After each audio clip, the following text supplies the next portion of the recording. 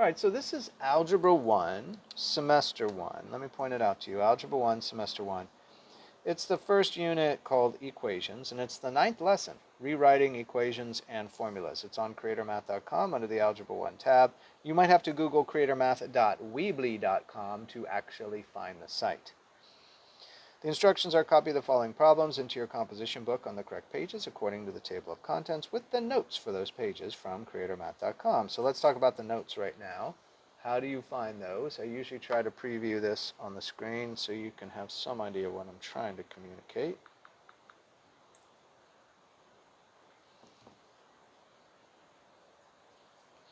So let's see here. Here's the website name, creatormath.weebly.com.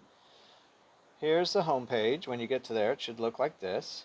Scroll down and find the words composition book and the picture of the composition book, and follow watch all the videos, follow all of the due dates, and all of the directions below that. If you do everything that it's telling you to do for the comp book, you should have a 90 to 100% on your composition book, and that is a big grade booster.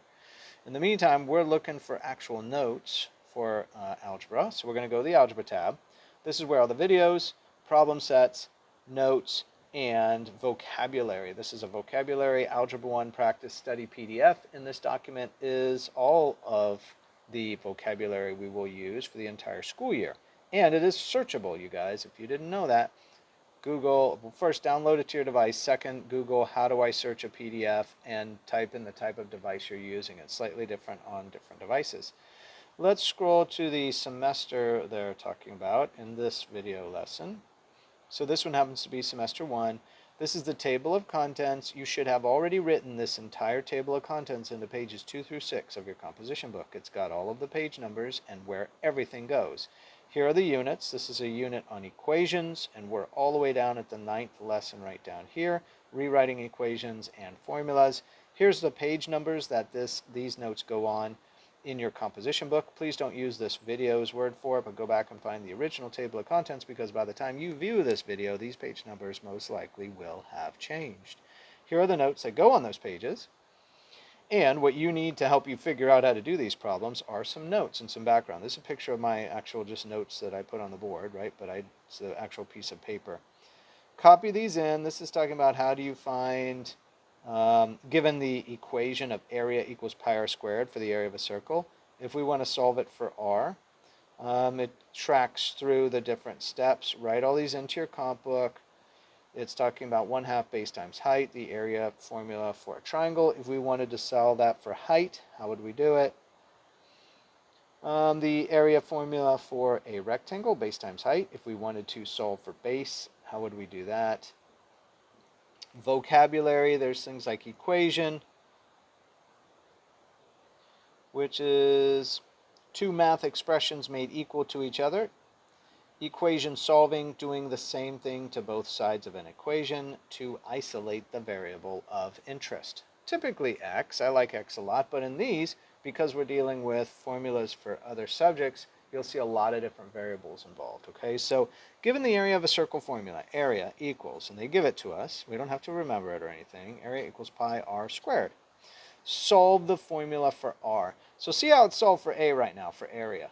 We want to solve it for r. Let's say we're given area, and we want to find out what the radius is. Well, we're going to do equation solving techniques. We're going to divide both sides by pi, because we're going to isolate this r, right?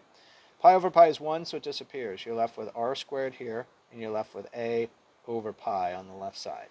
Left side because there's a center line down the middle. The equals, this is the 9th lesson of equation solving, so we're going to go probably a little bit faster, but just some basics. This is the left side, this is the right. So now we want to know how do you reverse a square, or a power 2. The reverse of a power 2 is a root 2. A root 2 on one side must be done to a root 2 on the other. And we don't have to put the 2 there. The default is a 2, or square root.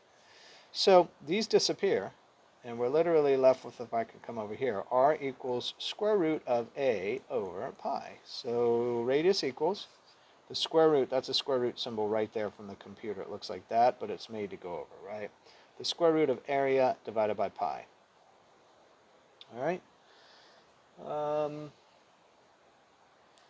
And you're going to watch me do this and then practice it on your pages of your comp book, all right? Given the area of a circle formula, area equals, so now we also have area equals pi d over 2 squared. So remember that diameter divided by 2 is radius. So this is still pi r squared. It's just that we replace the radius with the diameter. We're going to solve for diameter. So, excuse me, let's put the area here. That's what I want. So let's get rid of the pi. We're going to try to isolate the d. So first divide both sides by pi. That gets pi over pi is 1, disappears. So now we're going to rewrite this. We're left with d over 2 squared equal to area over pi. Right? Because it's a power 2, we're going to take square root of both sides. So this is going to cancel. We're going to come over here and say d over 2 is left on the right. So d over 2 equals, and we're going to say square root of area over pi on the left. We're going to now multiply both sides by 2. 2 over 2 is 1. So now we have d equals 2 area over pi. Do we have one? Diameter equals 2 times the square root of area over pi. I meant to say square root there if I did. Okay? And remember this little thing, and they don't do the full on the computer. They don't do it over. They just do this front part. They stop right there, and that's a square root symbol of what's in the parentheses here, area divided by pi, right?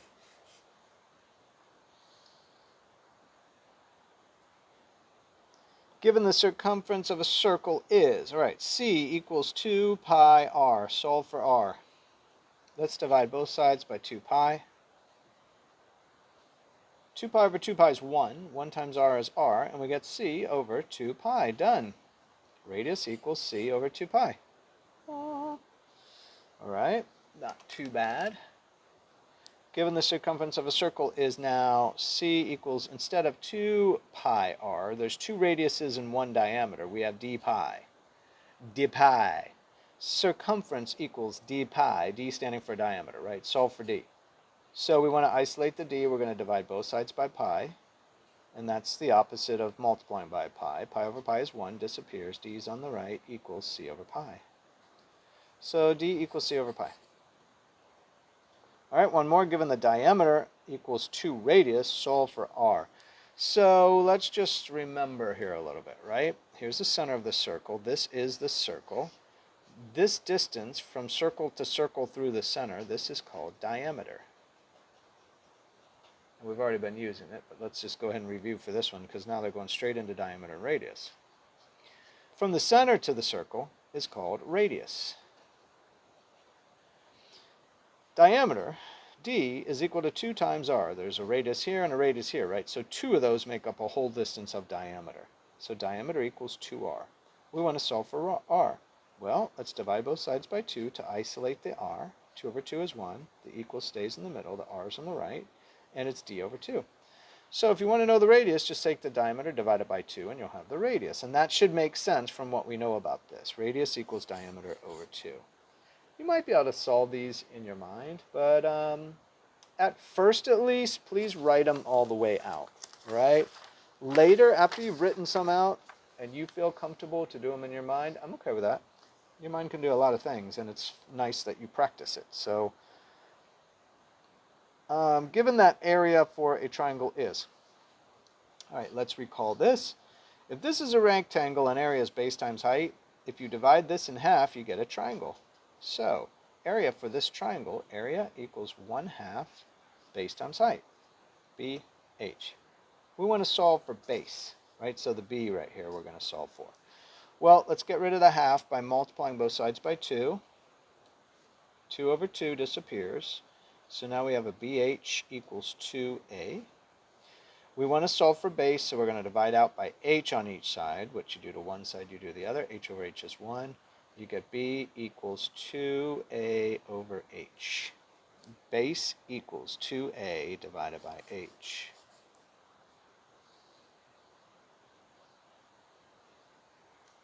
Given the area of a square is s squared, solve for s. So here's a square, right? And this side is called s, and they're all the same length. So s times s is s squared. So if area equals s squared, we want to solve for s. We'll take the square root of both sides, because that'll reverse the square. Then you're left with just s equals square root of a. S equals, and it's very hard to see on the printer there, but that is a square root symbol, otherwise like that. Given that area of a trapezoid is area equals base 1 plus base 2 over 2 times the height, solve for B1. So area of a trapezoid equals base 1 plus base 2, parentheses, over 2. So we average it. Add them up and divide by 2 gives you an average, times h. And what is that again? What is a trapezoid, right? Here's a base 1, here's a base 2. Doesn't matter which you call which because they average. And then there is a perpendicular height of this shape called h. So if we average the bases multiplied to the height, we get the area of this trapezoid, right? So we want to solve for base 1. Look, it's buried in this parentheses. This looks really complicated to me. So what you do is take it one step at a time. First of all, this side is divided by 2. So if we multiply the right by a 2 and multiply the left by a 2, 2 over 2 goes to 1 and disappears from the right side. Now, look how much simpler this got already, just with that one step. Here's the B1 plus B2 times h, and you got a 2 times a on the left, okay, just to clean it up. Let's get rid of the h. It's being multiplied, so divide both sides by h. H over h is 1. Now we're just left with B1 plus B2, and I'm going to drop the parentheses now. There's no need for it. It's just sitting there alone. This is 2a over h. So what do we want? We want the B1 alone, and this is being added to a B2. So to get rid of an added B2, we subtract B2 from both sides. Minus B2, minus B2. And let's take this over to here. Okay. So what do we have now? It's a little messy. I apologize for that. 2a over h. 2a over h minus b2 just slides right in here. Equals, this is gone from the left, and we're left with b1 right here. So b1. So this is it. 2 times area divided by h minus b2. 2 times area divided by h minus b2 is equal to b1. I wish I had said B1 equals right here, like that. I might go back and try to fix that by the time you get to this, right? All right, let's see what we got here.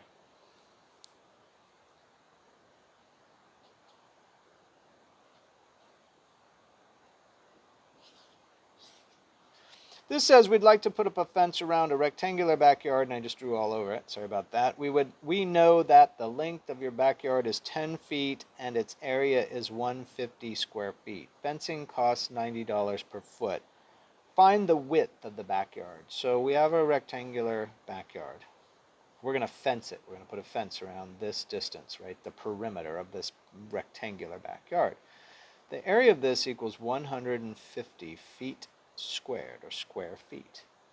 Then we know that the length of the backyard is 10, so let's make this 10, right? We don't know what this is. This is the width. Let's call this W, right? We don't know this dimension. But we know the area of a rectangle is base times height. So base times height, we're going to just call this 10. Right, let's go ahead and solve it for, it's a little bit funny having the dimensions. The base is 10 and h is w here. All right, so let's call it 10w and area is 150 because they gave us that number. So we're going to divide both sides by 10. And w, the width, is going to equal 150 divided by 10 is 15. So interestingly enough, w is 15. Now normally w is smaller than the length, right? We made this length and this width. But it doesn't matter, they're interchangeable. So it turns out we guessed wrong, but it doesn't matter. This is 15 over here. Just name it what it is, it's 15. So now we have that this is 15, so let's redraw the backyard. The backyard is 10, 10, 15, and 15. That's the perimeter, right? We're going to fence around this sucker. So the next question actually asks us, we would like to put up a fence around the rectangular backyard. We know what the length is 10, and it's 150 square feet. Fencing costs $90 per foot. How many feet have we got? We got 10, 20, plus 15 and 15 is 30. We got 50 feet, right?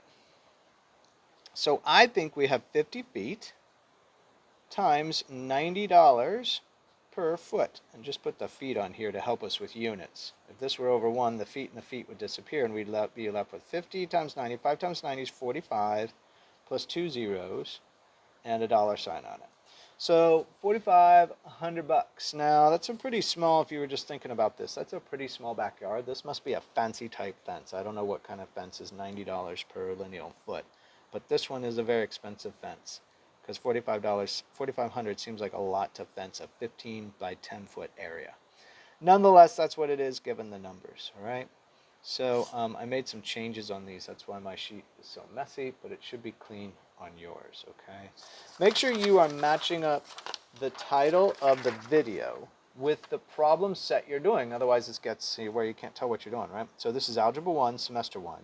It's the unit on Equations 01, and it's the 9th lesson, Rewriting Equations and Formulas. Right? It's on creatormath.com under the Algebra 1 tab. Hope this helps.